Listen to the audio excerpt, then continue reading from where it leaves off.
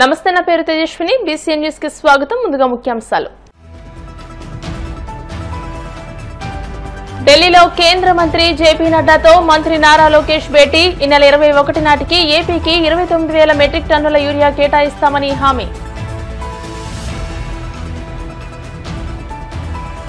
సహకార సొసైటీల్లో అవినీతికి తావు లేకుండా రైతాంగానికి సేవలందించాలి. నరసాపురం ఎమ్మెల్యే బొమ్మిడి నాయకర్ సూచనలు. వాడపల్లి వెంకన్నాలయంలో ప్రత్యేక పూజలు. మంగళ వాయిద్యానుమ శ్రీ స్వామి అమ్మవార్లకు మేల్కొలుపు సేవ. ఐశ్వర్యలక్ష్మి హోమం. సర్దార్ సర్వాయి పాపన్న గౌడ్ విగ్రహానికి శంకుస్థాపన చేసిన తెలంగాణ సీఎం రేవంత్. ఆయన విగ్రహం తెలంగాణ సమాజానికి ఆదర్శంగా నిలవాలని ఆకాంక్ష. కేంద్ర మంత్రి జేపీ నడ్డాతో మంత్రి నారా లోకేష్ మర్యాదపూర్వకంగా భేటీ అయ్యారు. ఈ సందర్భంగా మంత్రి లోకేష్ మాట్లాడుతూ ప్రస్తుత ఖరీఫ్ సీజన్లో ముమ్మరంగా వ్యవసాయ పనులు కొనసాగుతున్న నేపథ్యంలో యూరియా కొరత ఉందని, వెంటనే రాష్ట్రానికి అవసరమైన యూరియా కేటాయించాలని కోరారు. దీనిపై కేంద్ర మంత్రి నడ్డా స్పందిస్తూ ఈ నెల 21 నాటికి ఆంధ్రప్రదేశ్ కు 29,000 మెట్రిక్ టన్నుల యూరియా కేటాయిస్తామని, రాష్ట్రంలో యూరియా సమస్యను పరిష్కరిస్తామని హామీ ఇచ్చారు. ఆంధ్రప్రదేశ్ లో స్థానిక పరిశ్రమల అభివృద్ధి, యువతకు ఉపాధి కోసం ప్లాస్టిక్ పార్క్ ఏర్పాటుకు సహకారం అందించాలని మంత్రి లోకేష్ కోరగా జేపీ నడ్డా ఆమోదం తెలియజేశారు. రాష్ట్రంలో కూటమి ప్రభుత్వం అధికారంలోకి వచ్చాక గత 14 నెలలుగా కొనసాగుతున్న వివిధ అభివృద్ది పనుల పురోగతిని లోకేష్ ఈ సందర్భంగా కేంద్ర మంత్రికి వివరించారు. రాష్ట్రంలో పెండింగ్ ప్రాజెక్టుల సాధనకు సహకారం అందించాలని విజ్ఞప్తి చేశారు. సహకార సొసైటీల్లో అవినీతికి తావు లేకుండా రైతాంగానికి సేవలందించాలని ప్రభుత్వ విప్ ఎమ్మెల్యే బొమ్మిడి నాయకర్ పిలుపునిచ్చారు. పశ్చిమ గోదావరి జిల్లా నరసాపురం మండలం కొప్పరు గ్రామ సొసైటీ అధ్యక్షులుగా అందే నారాయణ్ ప్రమాణ స్వీకారోత్సవానికి ఆయన ముఖ్య అతిథిగా హాజరై మాట్లాడారు. గత ప్రభుత్వ హయాంలో సొసైటీలన్నీ అలంకరణప్రాయంగా మారాయని అన్నారు. కొన్ని సొసైటీల్లో పెద్ద ఎత్తున అవినీతి జరిగిందని, కూటమి ప్రభుత్వంలో దీనికి భిన్నంగా పాలన ఉండాలని సూచించారు. కాపు కార్పొరేషన్ చైర్మన్ కొత్తపల్లి సుబ్బారాయుడు, ప్రభుత్వ మైనార్టీ సలహాదారులు షరీఫ్లు మాట్లాడుతూ రైతుల సంక్షేమమే ప్రభుత్వ లక్ష్యమని, దానికి అనుగుణంగా సొసైటీల పాలక వర్గాలు పనిచేయాలని అన్నారు. ఎవరైతే ఈ బాధ్యత తీసుకుంటారో, ఈ సొసైటీస్ ద్వారా అంటే ప్రత్యేకంగా అగ్రికల్చర్ సంబంధించింది కాబట్టి, వ్యవసాయ మార్కెట్కి సంబంధించింది కాబట్టి రైతులకి మన నరేంద్ర గారు కానీ వారి టీం కానీ అక్కడున్న అధికారులు కలుపుకొని మరి ఎవరైతే రైతులు ఉన్నారో మరి వారందరికీ కూడా న్యాయం జరిగే విధంగా, అంటే అరేన్ కూడా చిన్న వయసులో ఉన్నారు కాబట్టి అతను కూడా చదువుకున్నాడు. ఒక సర్వీస్ అన్నది అంటే డెవలప్మెంట్ ఏ రకంగా చేయాలి, బ్యాంకుల ద్వారా మనం రైతులకు ఏ రకంగా రుణాలు ఇప్పించగలం, ప్రభుత్వం ద్వారా వచ్చే పథకాలు కానీ, ప్రభుత్వం ఏదైనా కొత్త స్కీమ్స్ పెట్టినా ఆ ఇంప్లిమెంటేషన్లో రైతుల్ని కోఆర్డినేట్ చేసుకొని, అంటే అధికారులు ఎలాగ ఉంటారు కాబట్టి అధికారులతో కోఆర్డినేట్ చేసుకుని మరి కొప్పరు గ్రామానికి, అంటే ఎందుకంటే అగ్రికల్చర్గా చూసుకుంటే కొప్పరు గ్రామం బలమైంది కాబట్టి ఇక్కడ రైతులు కూడా ఎక్కువ మంది ఉన్నారు కాబట్టి ఈ గ్రామంలో అందరినీ కలుపుకొని, అంటే ఇక్కడ గ్రూప్ రాజకీయాలు కాకుండా ప్రతి ఒక్కరికి న్యాయం జరిగే విధంగా పార్టీలకు అతీతంగా లిఖిత పొడి, కంసాల పేదపొడి, రాములు గారు కూడా ఉన్నారు ఇక్కడ సీనియర్ నాయకులు. మరి కొప్పలు, కంసాల పేదపొడి, లిఖిత పొడి 3 గ్రామాలు చూసుకుంటే కనుక మనకి వ్యవసాయంగా బాగా దిగుబడి ఉన్న గ్రామం ఇది.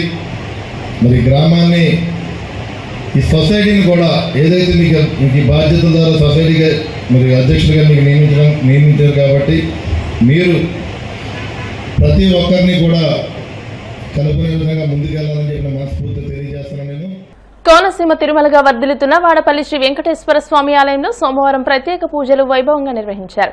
మంగళ వాయిద్యానుమ శ్రీ స్వామి అమ్మవార్లకు మేల్కొలుపు సేవ నిర్వహించిన అనంతరం ఐశ్వర్యలక్ష్మి హోమాన్ని జరిపించారు. అర్చకులు శ్రీ స్వామి అమ్మవార్ల వసంత మండపంలో అష్టోత్తర పూజలు నిర్వహించగా ప్రత్యేక అలంకరణలో ఉన్న స్వామిని దర్శించుకుని భక్తులు తరించిపోయారు.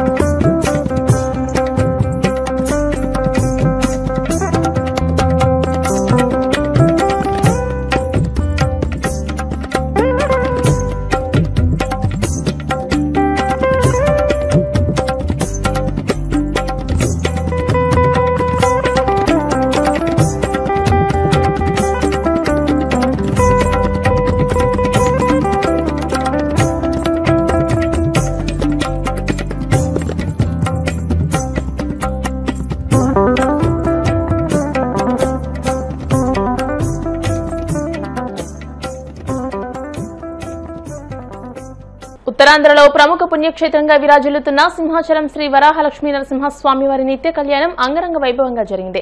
ఆర్జిత సేవల్లో భాగంగా అర్చక స్వాములు ఉత్సవమూర్తి గోవిందరాజస్వామిని ఉభయ దేవేరులతో మండపంలో అధిష్టింపజేశారు. నిత్య కళ్యాణంలో పాల్గొన్న భక్తుల గోత్రనామాలతో సంకల్పం చెప్పి పాంచరాత్రాగమ శాస్త్రం విధానంలో విశ్వక్సేనారాధన పుణ్యాహవచనాలతో కార్యక్రమానికి శ్రీకారం చుట్టారు. కంకణధారణ, నూతన యజ్ఞోపవీత సమర్పణ, జీలకర్ర బెల్లం, మాంగళ్యధారణ, తలంబ్రాల ప్రక్రియలను కమనీయంగా జరిపించారు.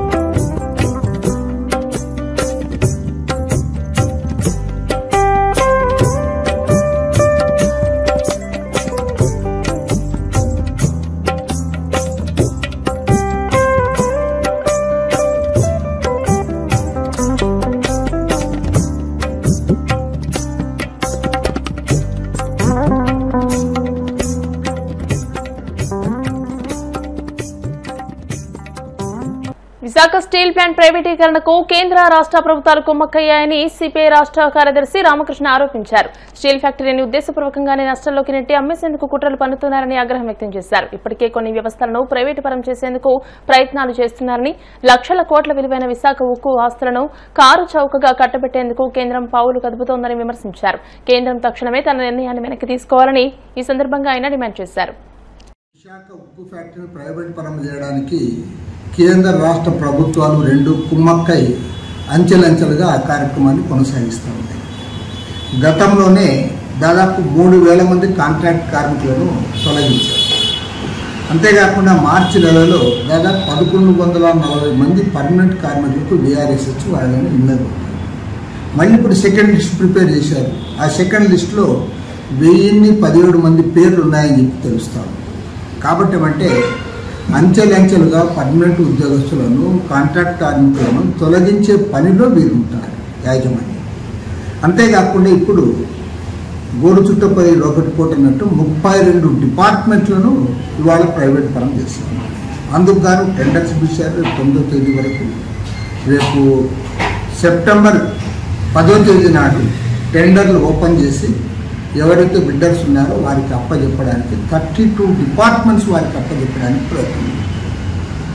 అంటే ఈరోజు కేంద్రంలో అధికారంలో ఉన్న నరేంద్ర మోడీ ప్రభుత్వం, రాష్ట్రంలో అధికారంలో కూటమి ప్రభుత్వం రెండు కూడా కూడబలుపుకొని కుమ్మక్కై ఇవాళ దీన్ని ప్రైవేట్ పరం చేయడానికి వాళ్ళు పనిచేస్తూ ఉన్నారు.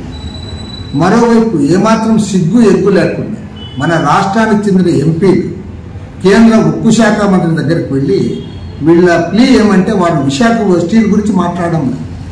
అనకాపల్లి మిట్టల్ ఫ్యాక్టరీకి క్యాప్టివ్ మైన్స్ కావాలని అడుగుతూ ఉన్నారు. అదేవిధంగా పర్మిషన్స్ ఇవ్వండి అని అడుగుతూ ఉన్నారు. వీళ్ళు పోయి దానికోసం అడుక్కుంటా ఉన్నారు. అంటే విశాఖ స్టీల్ని పక్కన పెట్టేసి దీన్ని ప్రైవేట్ వాళ్ళకి ఇచ్చి అక్కడ అనకాపల్లి దగ్గర మిట్టల్ ఫ్యాక్టరీ తేవడానికి మాత్రం వీళ్ళు తీవ్రంగా ప్రయత్నం చేస్తూ ఉన్నారు.